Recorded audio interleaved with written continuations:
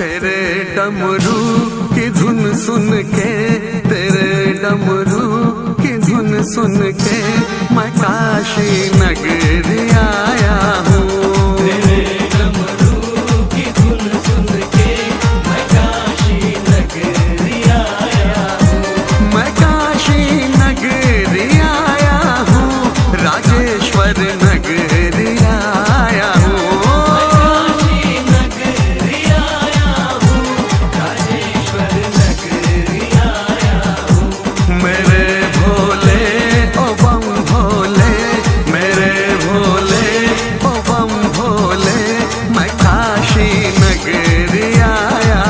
हर हर महादेव। शंकर भोले से प्रेम करने से क्या मिलता है? शंकर भोले का जो भक्त होता है ना, वो कभी दुखी नहीं रहता। वो कैसे कि आपको मैं बताता हूँ कि शिव जी जो हैं उन्होंने बहुत निंदा सही है। राजा दक्ष के महल में बहुत निंदा सही है उन्होंने, और कभी किसी को उप नहीं कहा प्रभु ने। क्योंकि प्रभु क्यों कहलाए जाते हैं, भोले क्यों कहलाए जाते हैं, इसीलिए।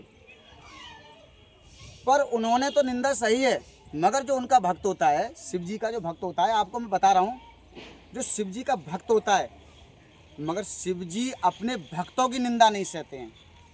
वो कैसे? अब मैं शिव जी का भक्त हूँ, तो जो मुझसे प्रेम करे और मुझसे 10 साल से प्रेम कर रहा है, कोई भी है, अगर वो इंसान बाद में मेरे सामने नहीं, किसी के सामने अगर वो कहता है कि भोले ऐसे कर रहे हैं, गुरुजी ऐसे कर रहे हैं, तो वो बात हमें ऑटोमेटिक हमें आभास हो जाता है। और फिर उसी हिसाब से जो बंदा सामने आ जाता है, तो ऑटोमेटिक हमारा मन उससे अपने आप अलग होता चला जाता है। तो शिव जी के भक्त को कभी भी कोई कुछ ना कहे, क्योंकि शिव भोले सुन सकते हैं निंदा अपनी, मगर शिव जी अपने भक्तों की निंदा कभी नहीं सुनते।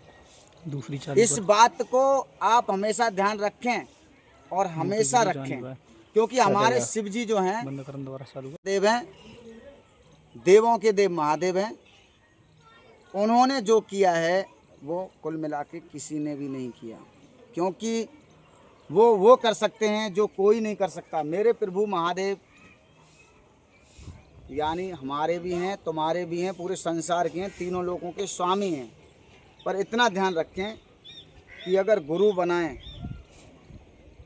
चाहे उसमें ज्ञान है या नहीं है, या वो फटे पुराने वस्त्र में है, या वो प्रभु के बारे में गुणगान ही करना जानता है, मगर कभी भी उसको गुरु बनाने के बाद ये मत कहो कि यार वो तो कुछ भी नहीं जानता, हमने उसको गुरु बना लिया। ऐसा कहने से क्या है कि 84 लाख योनि में भुगतना पड़ेगा। जिस तरह से नारद मुनि पर ये विपदा पड़ गई थी, मगर नारद मुनि को भी गुरु जी ने ही उसको तारा था, वो भी 1 मिनट के अंदर अंदर। वो कैसे कि जब नारद मुनि जब सभा में पहुँचे तो सबका सिंहासन लगा हुआ था, तो जब वो सिंहासन पर बैठने गए तो अचानक रोक दिया कि भाई मुझे क्यों रोका? कि भाई अभी तुमने गुरु नहीं बनाया, अभी तुम नुगरे हो, जाओ पहले गुरु बना के आओ।